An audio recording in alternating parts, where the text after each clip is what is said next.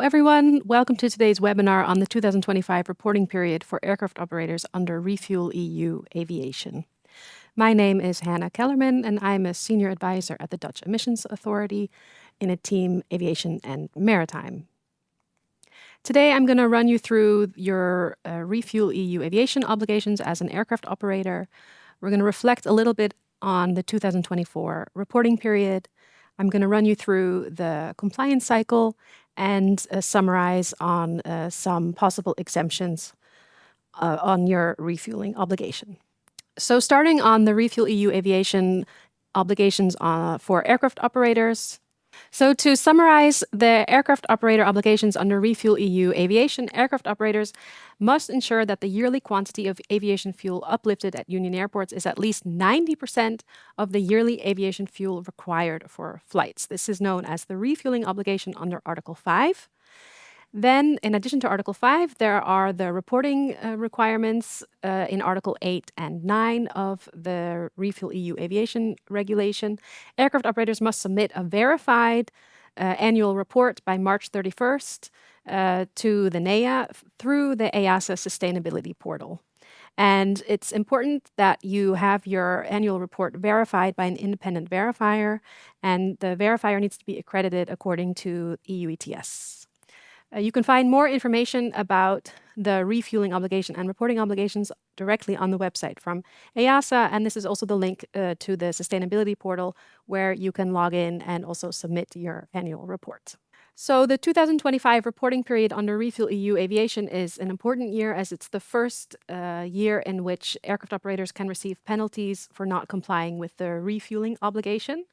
The Netherlands has implemented the penalty system into a national regulation called the Wet Milieubeheer, and it's based on the penalty system as defined in the ReFuelEU Aviation regulation, and will be based on the price of conventional jet fuel as published in EASA's ReFuelEU Annual Technical Report. Each year, the list of obligated aircraft operators is updated and published by the European Commission. It's based on Eurocontrol data, on data from 2 years prior to the reporting period. This is the list of obligated aircraft operators for the 2025 reporting period and is available on the website of the European Commission linked below. And if you follow that link, you can also find the list of Union airports for the 2025 reporting period. So 2024 was the first year in which aircraft operators had the reporting obligation on the refueled quantities per Union airport. It was a bit of a challenging year, but it was also basically a practice year for aircraft operators.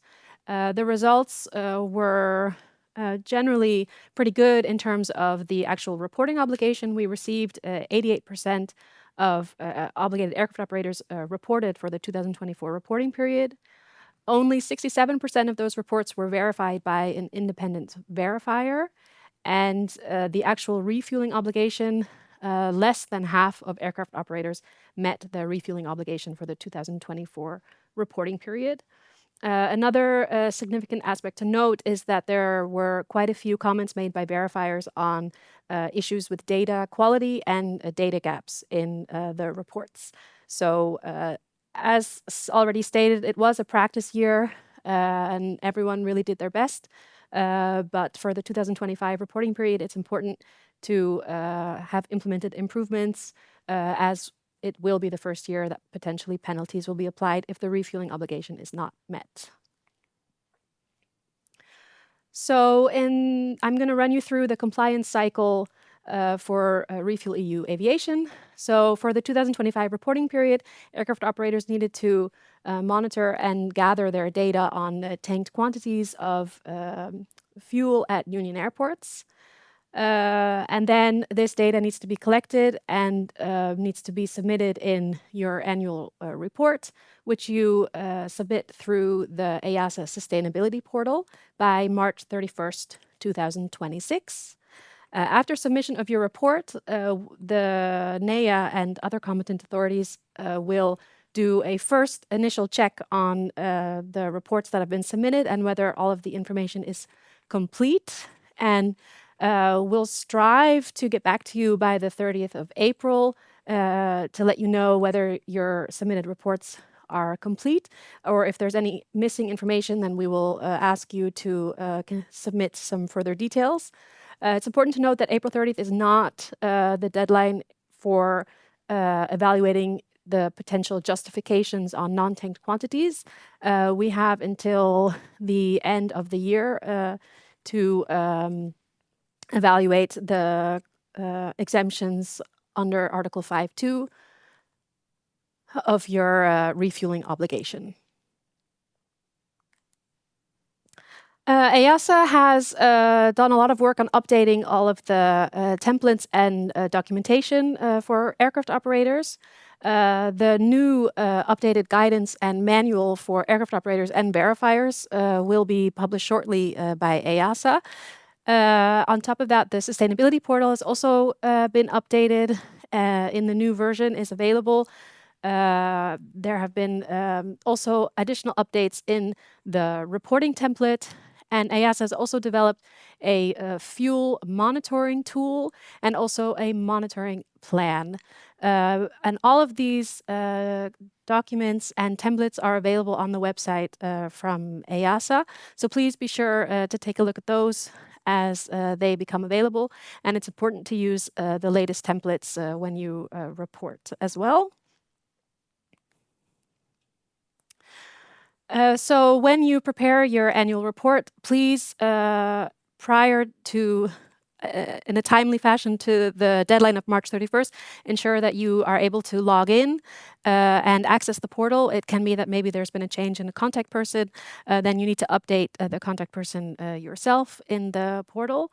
And also, as just mentioned, EASA has created additional tools, the fuel monitoring tool and also a monitoring plan in order to help you through the reporting period.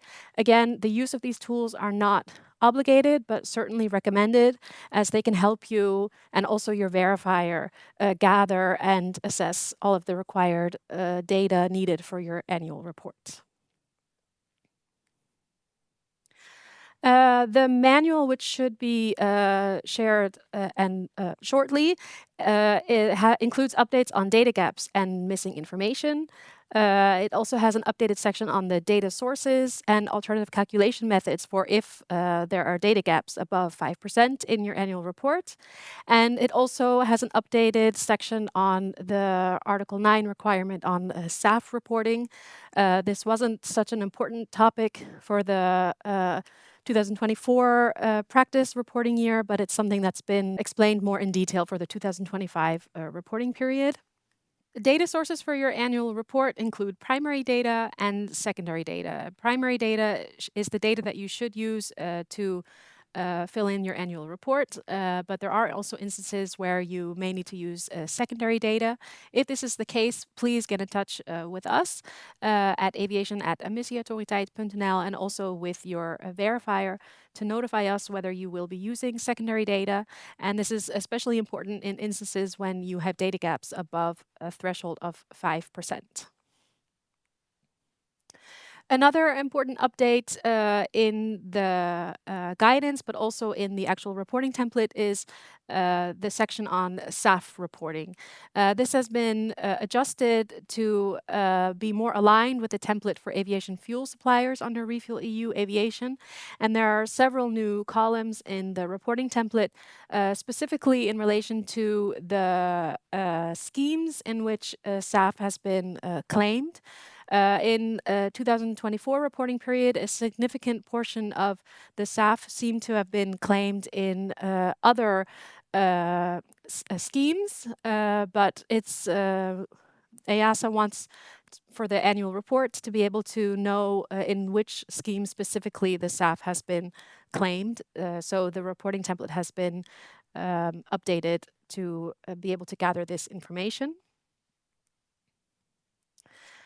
Then, as 2025 is the first year in which penalties will be imposed for the non-tanked quantities, there are instances where it is allowed to fall below the 90% refueling obligation. And the first is according to Article 5.2 of the Refuel Regulation, and this is in cases due to fuel safety reasons and rules. These quantities are to be justified in column H of the reporting template. Column H includes a formula which is detailed in the EASA guidance on which specific fuel quantities need to be included in the formula in order to be able to justify the non-tanked quantities.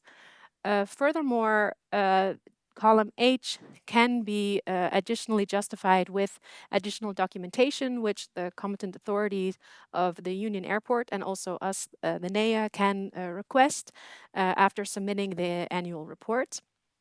For the non-tanked quantities on the routes, due to safety reasons, coordination is needed between various competent authorities because it's actually the competent authority of the Union Airport which has the obligation to approve or reject the non-tanked quantities, but us as the NEA have the final responsibility of imposing a penalty, which means that coordination is needed. I'll give an example. Recently, we were notified of an instance of an airport in Italy where a fuel supplier notified an aircraft operator that there was a fuel shortage and that the aircraft operator would need to uplift additional fuel on their previous flight, as they wouldn't be able to uplift fuel at the airport in Italy. We, the NEA, got in touch with the competent authority in Italy to verify whether they had heard about instances of this happening also for other aircraft operators, and they were indeed able to confirm this. So the quantities that then cannot be tanked at that airport are justified in column H of the annual report, and also additional documentation may be need to submitted together with the annual report after submitting it through the portal. So that sort of details the process for non-tanked quantities due to safety reasons. And also, as mentioned earlier, the penalties will be determined by the NEA by the end of 2026. So it can take some time between the submittal of your report until the end of the year that you actually hear the quantity of the potential penalty for the non-tanked quantities. In addition to exemptions possible according to Article 5.2, you also have exemptions in Article 5.3. These are exemptions which can be requested prior to reporting. Actually, they need to be requested at least 3 months prior to the start date of the exemption. And the NEA is actually not the competent authority to approve or reject this exemption. It's the competent authority of the Union Airport. These exemptions can be applied through the EASA sustainability portal and need to be done so prior to the reporting period and not after, such as instances when there are exemptions according to Article 5.2. So the key takeaways of today's webinar on the 2025 ReFuelEU Aviation reporting period. It's the first year with possible penalties on the non-tanked quantities from Union Airports. EASA has done a lot of work on updating guidance and templates, so please be sure to take a look at those on the EASA website to help you have a smooth 2025 reporting period. And also the section on data gaps has been significantly more detailed to help you understand which data is needed to fill your annual reports, including the primary and secondary data, and also potentially alternative calculation methods if there are data gaps. If there are any questions or comments about any of these aspects, then please be sure to get in touch with us. We're available at both of these email addresses, info@emissieautoriteit, that's our NEA help desk, and we also have our own aviation inbox, which is aviation@emissieautoriteit.nl. So please do be sure to get in touch with us if you have any questions, and we wish you lots of luck in your 2025 reporting period for ReFuelEU Aviation. Thank you very much.